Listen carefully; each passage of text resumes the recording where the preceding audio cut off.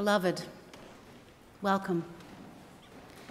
We gather in this moment, in this sacred hour, to do something which we know must be done, and yet which we have desperately desired never to have to do. We are here to recognize the death of Alvin Jacobson.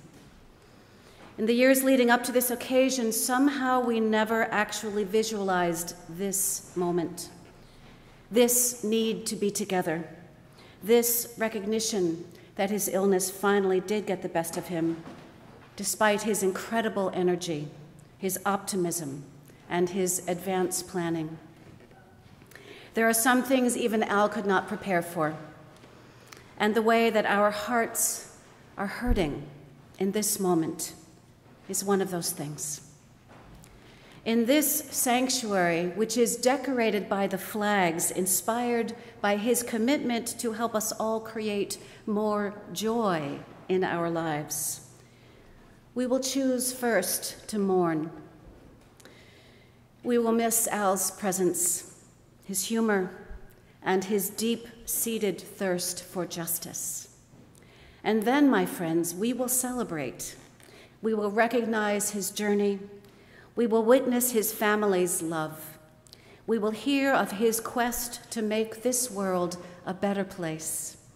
And at the end, we will recognize how we have truly been changed because we have known him. And we will rejoice, for this world is a better place because of Al Jacobson. And we are better people because we have known him. A few weeks ago, I met with Al and Teresa to plan this service of memory. As is the Unitarian Universalist tradition, we begin this service by lighting our chalice. Will the grandchildren please come and help me light the chalice?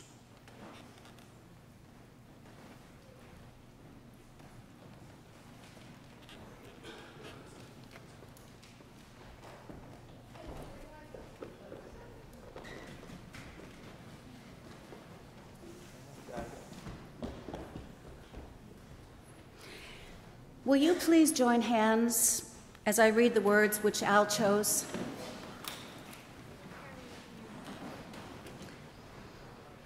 At the moment, in memory of our beloved Al Jacobson, we join hands in love and remembrance.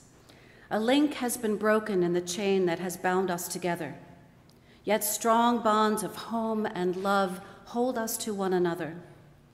We give thanks for the blessing of life, of companionship, and of memory. We are grateful for the strength and faith that have sustained us in this hour of our bereavement.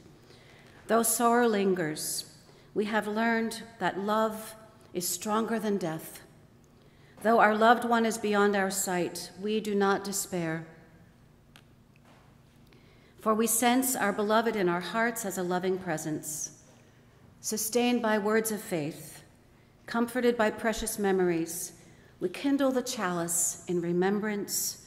As this light burns pure and clear, so may the blessed memory of the goodness of our dear Al illumine our souls. Thank you.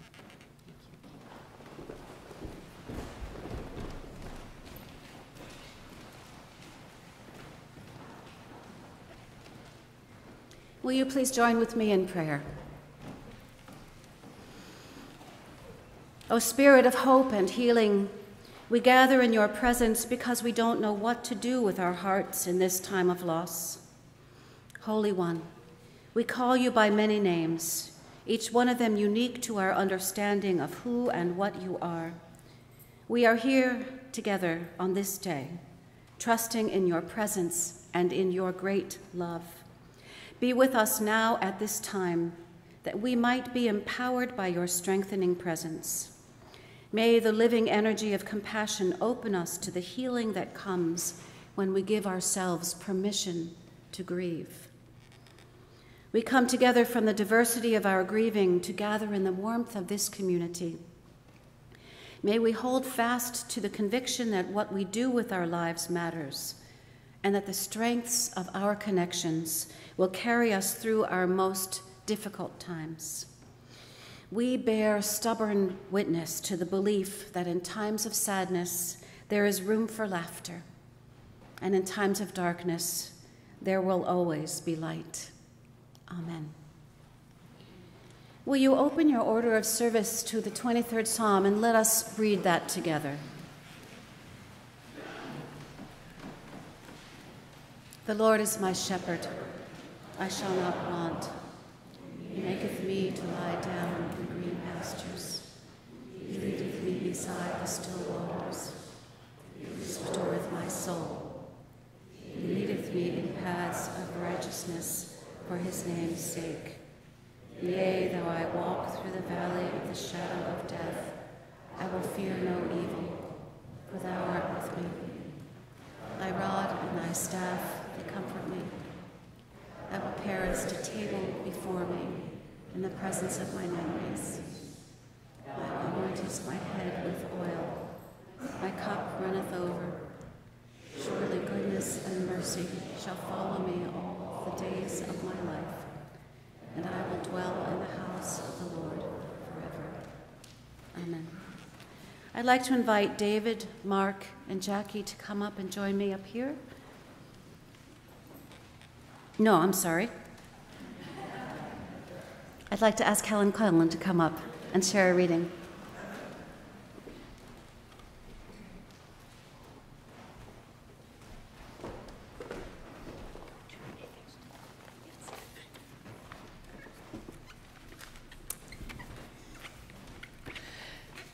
As Anne has said, as all of you who know Al through his life well know, and as those of you who didn't have the pleasure of knowing him well will hear today, Al Jacobson was a splendid man.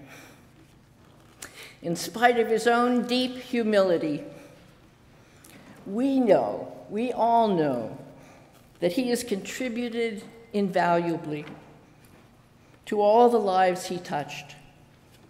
He truly embodied the words that we Unitarian Universalists often proclaim, because he did indeed honor and respect the inherent worth and dignity of every person. As husband and father and grandfather, as a member of this congregation, as a friend, and as a voice and a worker for humanity here and throughout the world.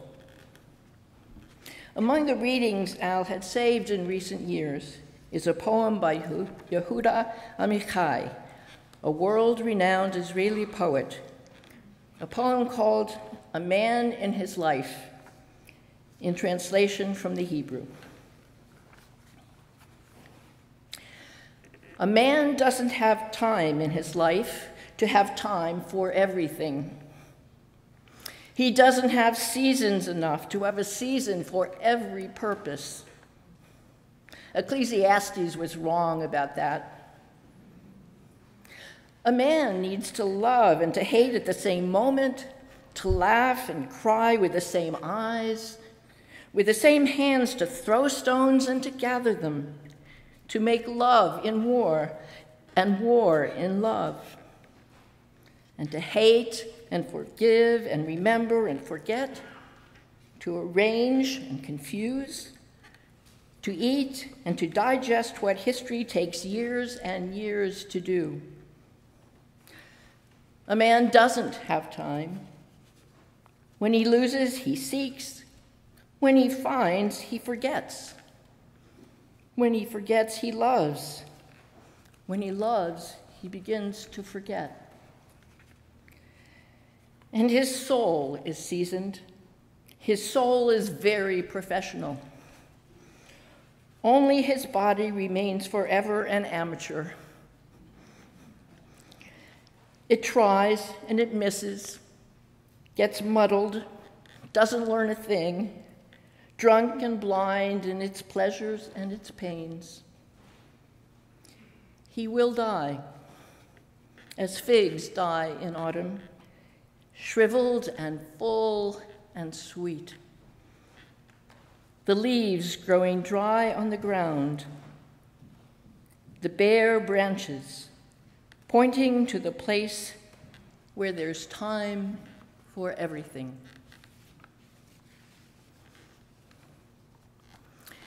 When I looked up Amichai's biography, I discovered that he, like Al, died at the age of 76.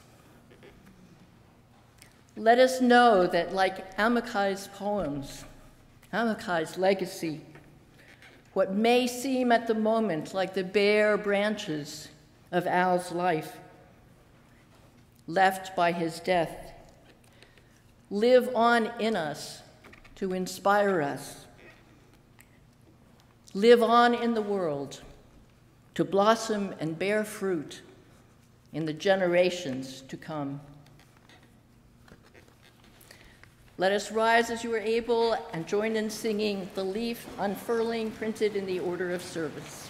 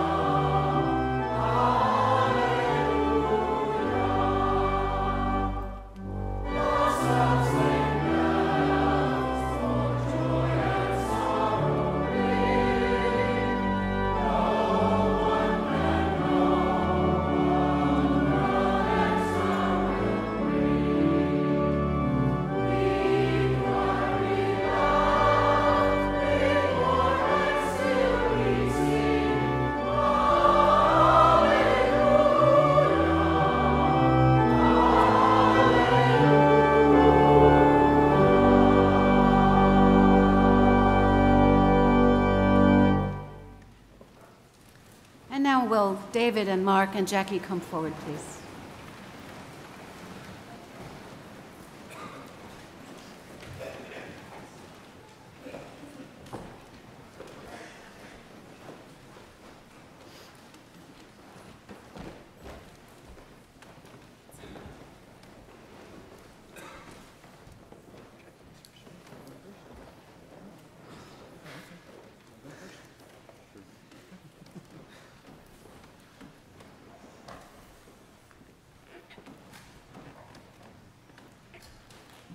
I wrote a little poem. I'm calling it Thank You, Dad. Thank you, Dad, for giving us so many reasons to celebrate on this day. Thank you for the shadow you cast, for your generosity and kindness to family, friends, and strangers, for your adherence to principles of social justice, for your love of sports and your sense of humor. Thank you for so many memories. You gently wake me up on Saturday morning for a 6 a.m. hockey game. You're proudly singing out of key in a church service. You're coaching my t-ball game, leading my church youth group. We're shopping for your pipe tobacco together at Caldor's.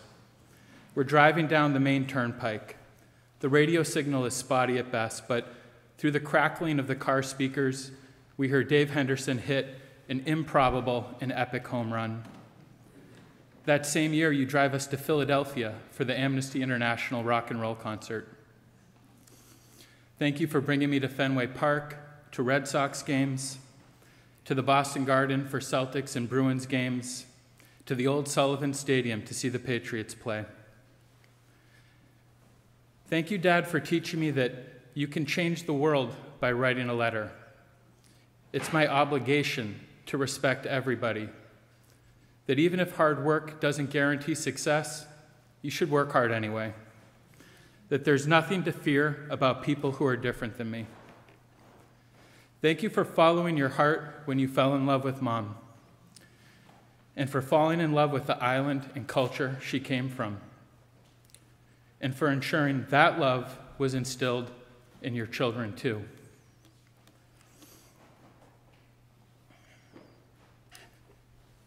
Thank you for taking care of the three of us when Mom was sick. We were so young, and you and Mom were so strong. I have no idea how you did it, but I'm grateful. Thank you, Dad, for always believing in me, even when I gave you reasons not to. Thank you for loving me and Sharon and Leo and Oliver with all of your heart, unconditionally. Thank you for being the best papa your grandkids could have ever wished for. Thank you for the relentless fight you put up against your illness. Thank you for fighting that fight on your terms and for living your life to the fullest, right up to the end. Thank you for living a life where when you were gone, the condolence cards and emails and text messages still this morning never seemed to stop, where scores of your family and friends felt compelled to come together, to be here together on this day to celebrate your life. Thank you, Dad, for only selectively saying goodbye at the end of phone conversations, and for teaching me that sometimes, when the conversation is over, it's okay to quietly just hang up.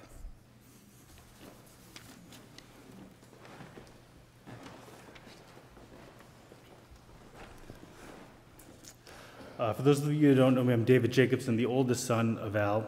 On behalf of my mother and our entire family, I would like to thank you for coming and honor our father and support our family today.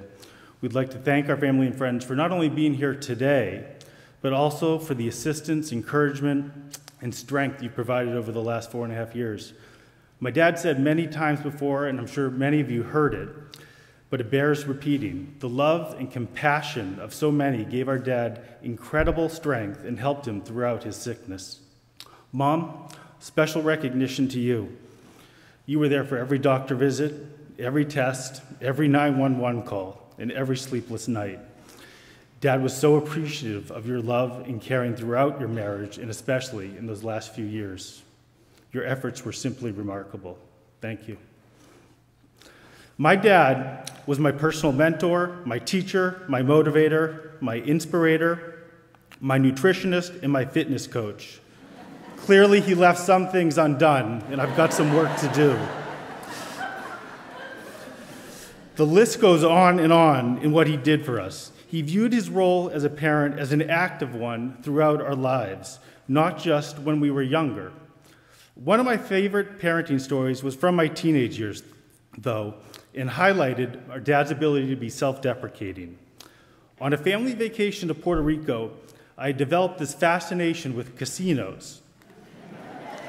I begged my dad to take me to the casino so I could try my hand at gambling.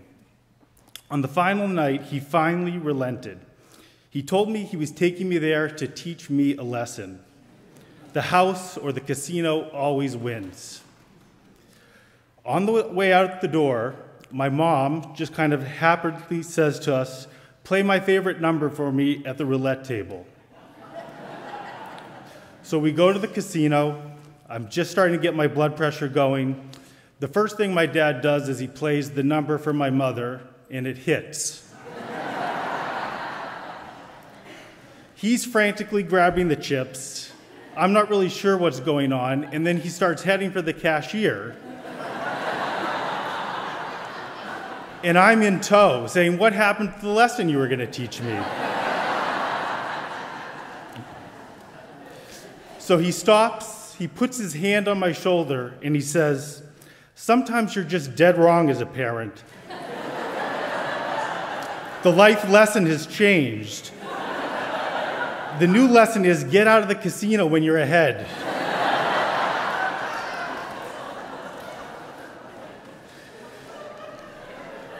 I never did play that night.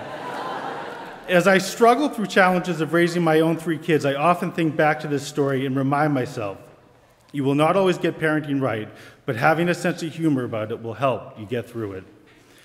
My dad had a natural curiosity and passion about him.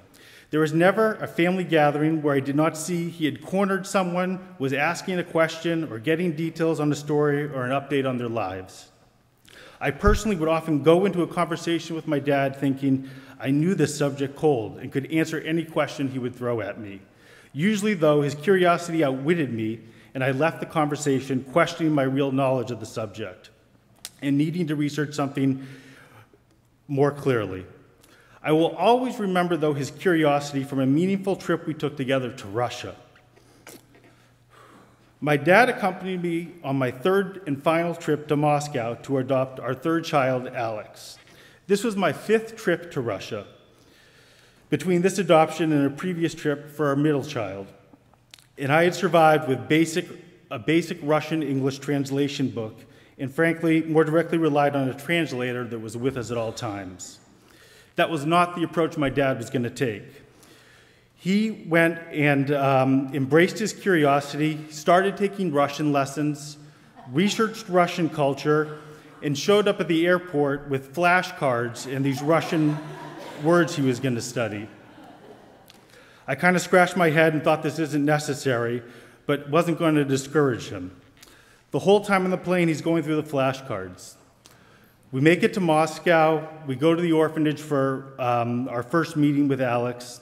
It was very intimidating for me, my dad, and obviously Alex. Alex was very nervous, and I could see in his brown eyes looking up at his, starting to well up as they brought him into the room. My dad bent down on one knee and said one of those words he had learned in Russian, Hiroshi Malchik. Hiroshi Malchik means good boy in Russian. Alex simply nodded his head, and I could see his eyes light up. This small gesture created an instant bond for the 3 of us. My dad's curiosity saved that first visit and made the transition for the rest of the trip much easier. Most people are aware of our dad's passion for social justice and humanitarian causes. Ultimately, he wanted to leave the world a better place for his grandkids and all children throughout the world. Not all of us have the confidence to tackle such issues on an ongoing basis. But whether you came here today because you knew my dad, or supporting my mom, or our family, I would encourage you to honor my dad's spirit by finding ways in your daily life to be humble in a humorous way and be curious or ask a question in a conversation with a friend or colleague. You never know what positive impact you may have on someone or something. Thank you.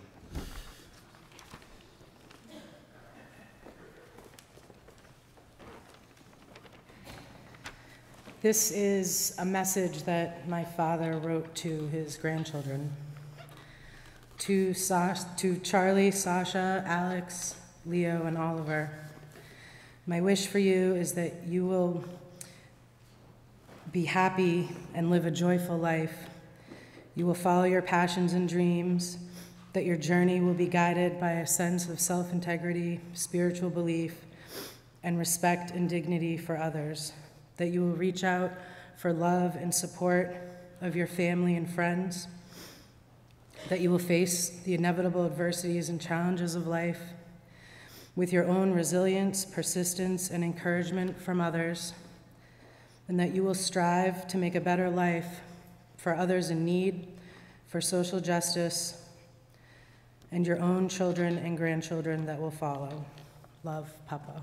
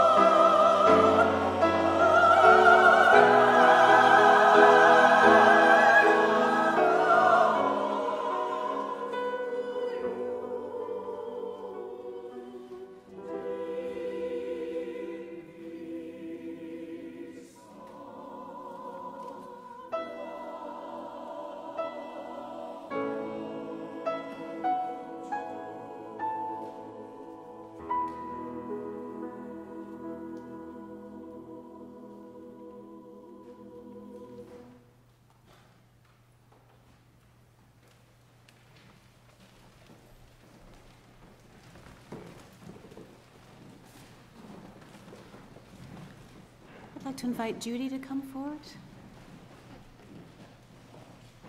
And Mark.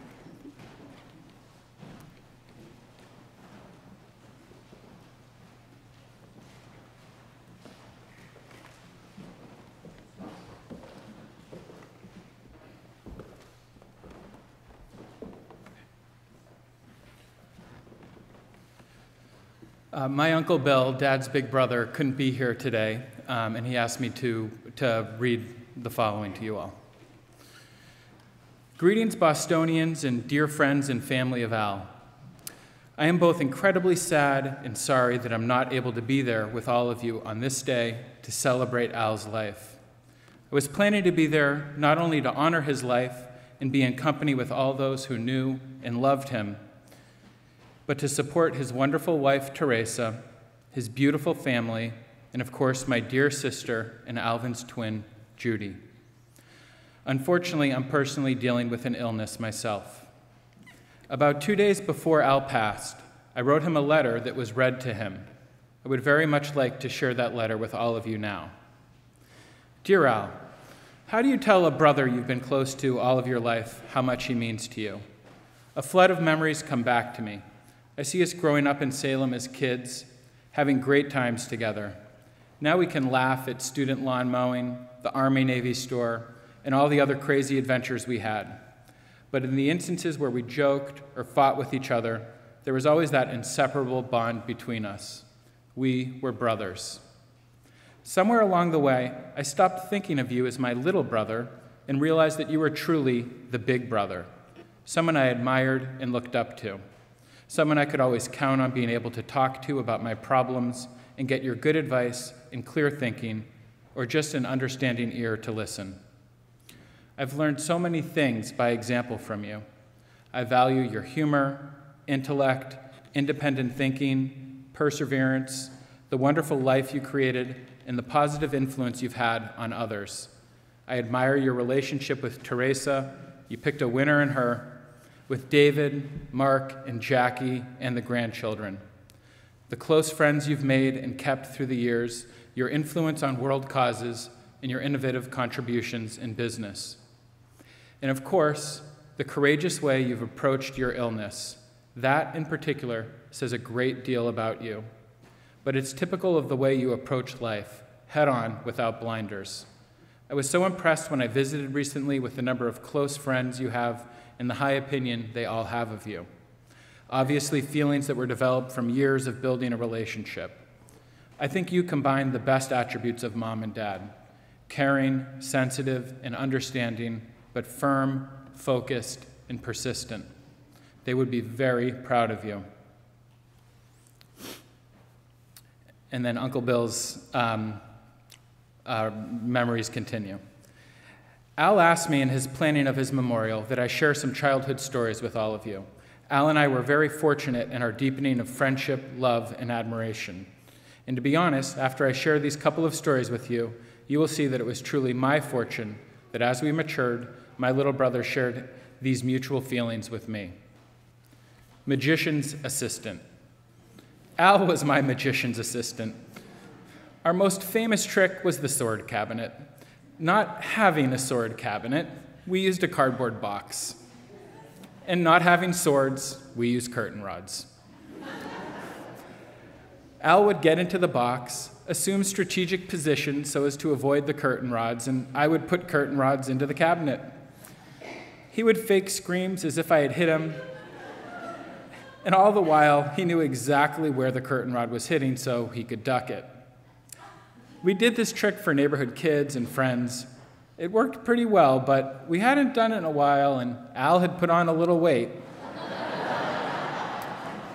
So when we tried it again and I jammed in the curtain rod and he screamed, I said, "That's great, Al." I mean, his effects were really fantastic.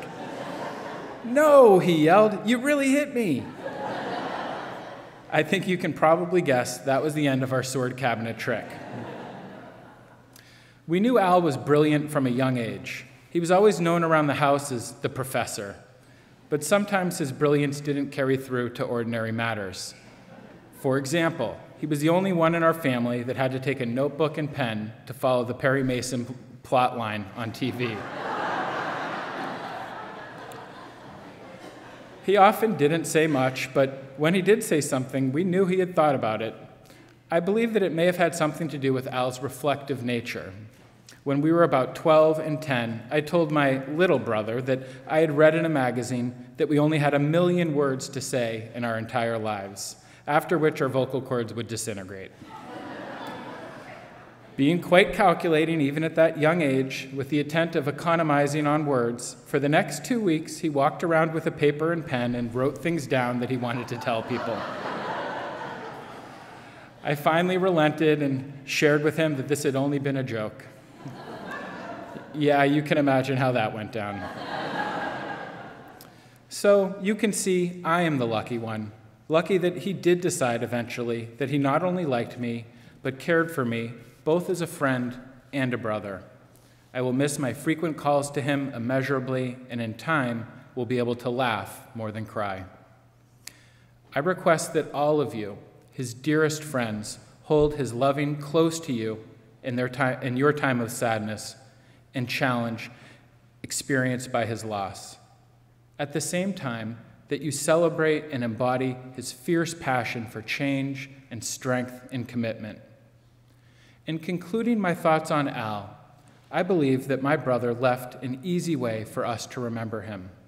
He transformed what has been known previously as the pain index into the joy index, as many of you know from the talk that he gave in front of this congregation a couple of months ago.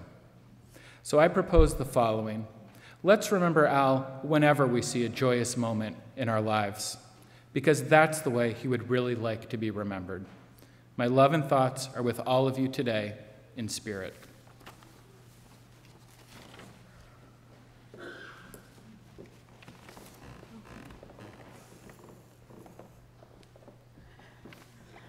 When I was with Alvin a few weeks ago, we were sitting in his living room. I was asking him what he remembered about our growing up. He said he didn't want to talk about the past. He wanted to talk about the joy of right now. So I asked him, I said, what is your joy? Alvin said his joy was his dear wife, Teresa, his children, David, Mark, and Jackie. And then Alvin's face lit up when he said his joy was especially his grandchildren, Charlie, Sasha, Alex, and Leo.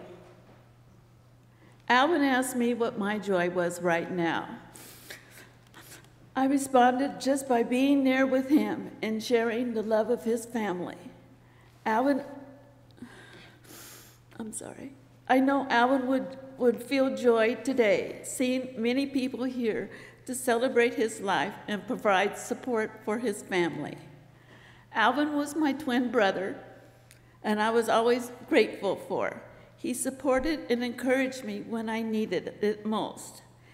He was always there for me and would always see the positive sides of things and make life better for other people. I found this short poem that brought me some peace, so I thought I would share it with you. When you look for me, look into your heart. If you find me there, I will live there forever.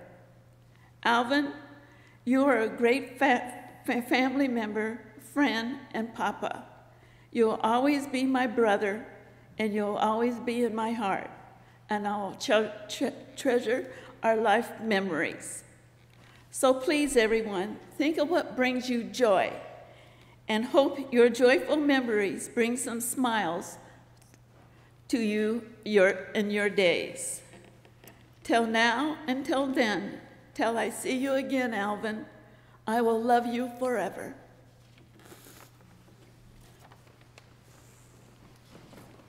Thank you, Judy. Will you please open your teal hymnal to hymn number 1021?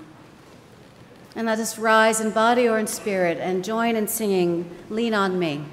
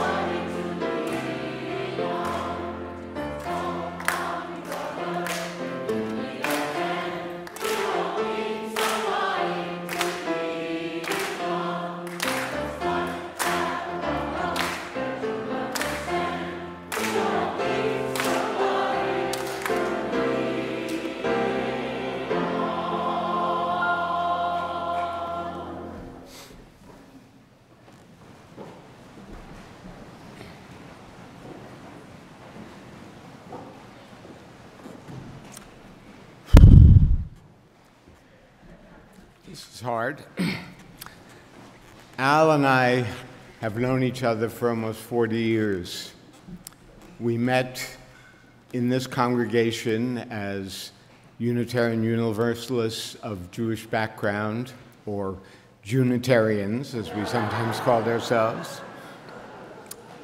We worked as colleagues on a number of projects, and we were members of a men's group that began meeting in 1986 and still meets today and feels Al's loss terribly.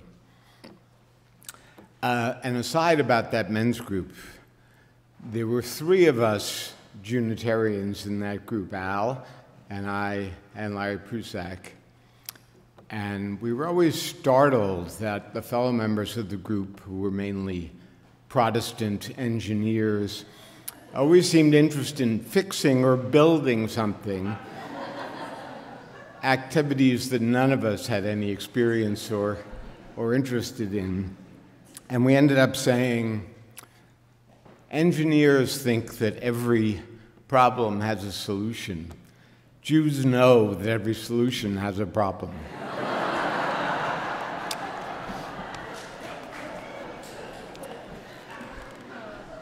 That men's group was formed thanks to Helen Cohen, who was then minister of this church, of men, all of whom had work issues at that particular time. And Al had recently been fired from a job at Bank of Boston. In an early meeting of that group, he told us the story of his firing. He said his boss called him into his office, and pardon my language, except it's not my language, it's his boss's language. His boss said, "Jacobson, you're not enough of a prick to do this job." And his boss was absolutely right. I was totally lacking in that job qualification. He cared more about people than money. He cared more about kindness and fairness than power. He cared more about honesty than taking advantage. So he became a consultant, a job that suited him very well. He could be the knowledgeable, truth-telling outsider, the thoughtful, hardworking, careful, thorough, and open-minded helper of organizations. At one point, he and I did some interviews for another colleague who was researching a book, and it drove Al completely crazy that the man we were working for was looking for evidence to support his predetermined conclusion rather than derive the conclusion from the evidence. When possible, Al did work excuse me, that accomplished some social good. He and Larry and I worked in South America on a project about trust and knowledge sharing. Al and I went to Peru to study the asparagus exporters' cooperation. And then Al took the resulting case study to Colombia to try to help them learn how to work together for the good of all.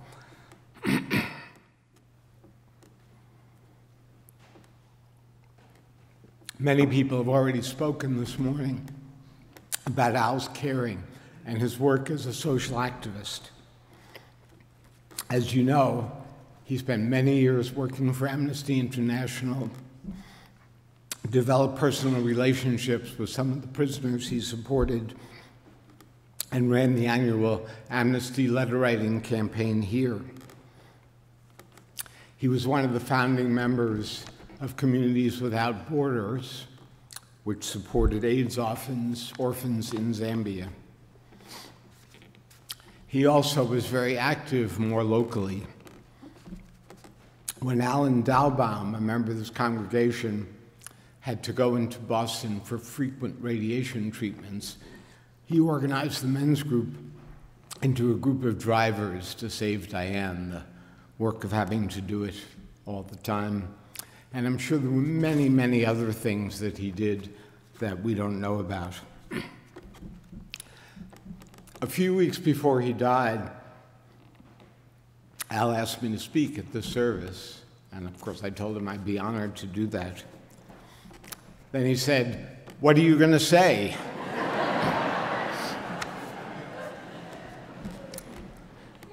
Of course, I couldn't tell him everything, but I said, "You know what? There's one thing that I want to say, and I want to run it by you first." At a men's group meeting 2 or 3 years ago, we had a discussion of giving back. It's a familiar concept. The idea is that if you've been fortunate in your life and your work, at some point you want to return that favor by doing things for other people. So I recalled this and I said to Al, my impression at the time was that you did not understand that concept. He said, "You're right, and I still don't." Because for Al, giving to others was such an essential part of what he was so natural to him that the idea of doing it as an exchange for something that you had gotten was just totally unreal. Made no sense to him. So I asked Al in this conversation, so where did your caring for other people come from? He told me the story of being a youth in a family that he said was really on the borderline of poverty and middle class, and described working in the fields, picking beans to help support his family, and seeing families of Mexican migrants doing the same thing, including young children, and how much this struck him and how important it seemed to support that family. I think as an explanation, that is partial at best, because some people in that situation who then became successful themselves would just want to turn their backs on all that, would not want to think again about that more difficult life, and might even think, well, I made it on my own, so why can't these other people? All of which was the opposite of what Al was and how he thought about people. So there was something just inexplicable and essential in him. His caring, as people have said, extended very much to love of family. He talked about his love for Teresa and his appreciation of her more and more as the years went by.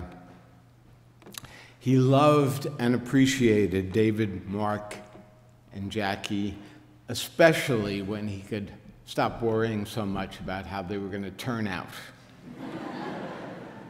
And he got tremendous joy from his grandchildren. It was just great that you all lived close by and could spend the time with you that you have. I'm not going to dwell on Al's illness his last 4.5 years, except to say a few things. His family, as people have said, have been extraordinary. Teresa's been wonderful. The kids were with him through all those hospitalizations, spent a huge amount of time with him, communicated with friends and those not close to keep us posted on what was going on.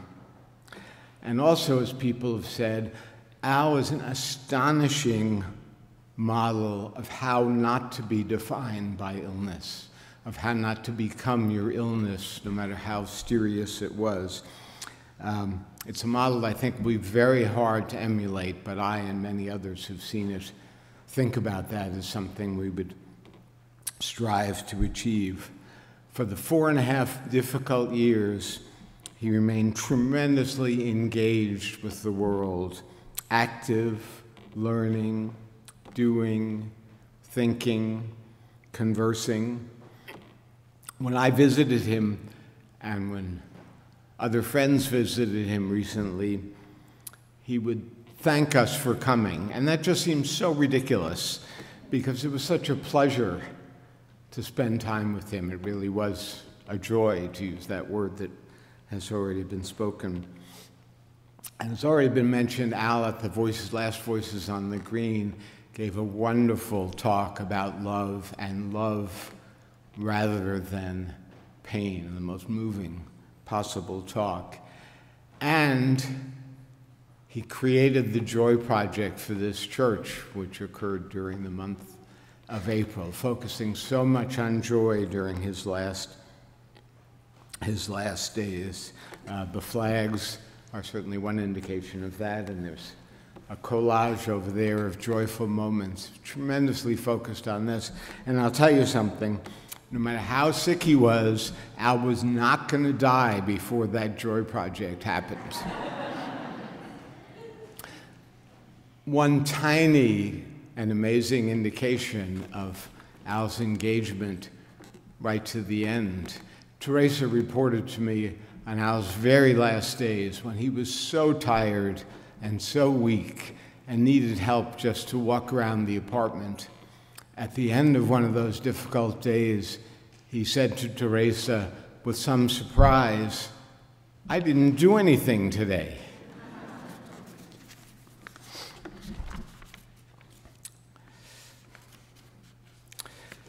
It's also true that his insistence on living as fully possible to the very end and ignoring his illness as much as possible was not always easy for Teresa, who was trying to take care of him. It was sort of a conflict of two wonderful, wonderful characteristics, because life is complicated, and that was a complicated moment. So, Al's family is certainly going to miss him. Al's friends are going to deeply miss him. This church will certainly miss him. And whether it knows it or not, the world will miss him. Goodbye, my friend.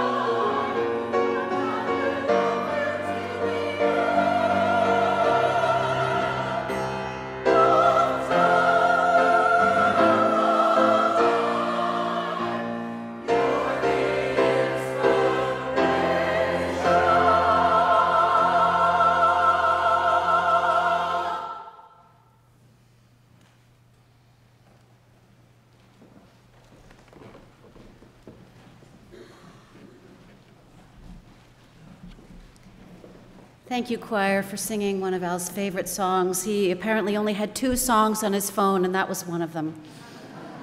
And when he asked to have that song played, I emailed him and I said, just to get it clear, who is the inspiration in your life? And he wrote back and he said, Teresa, of course. Will you join me in a prayer of thanksgiving? O infinite God of love and life, we call into our circle of concern all those who mourn for Al today. May family members, friends, and colleagues of this remarkable man be granted the coping and healing gifts of strength, wisdom, and thanksgiving.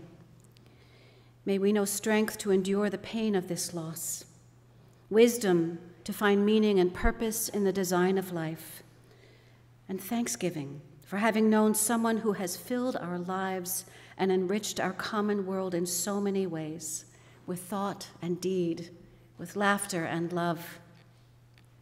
We give thanks for the life of Alvin Jacobson. We will never forget his courage, his love, nor his passion for justice. May we merit having known him by our own acts of courage, generosity, and justice. We are thankful for the memories that will heal our grief, for surely it will be as Khalil Gibran says, when you are sorrowful, look again in your heart, and you shall see that in truth you are weeping for that which has been your delight. In death, Al's body leaves us, but the truth of his life endures, for it is woven into the fabric of the larger life of which we all are a part. We who mourn will continue to be connected by our remembrances and love for him. May these cords of grief join us together in new and stronger ways as we celebrate the community of this congregation, of which Al was such an important and beloved member. Amen. Let us now enjoy some photos and music which his family has put together.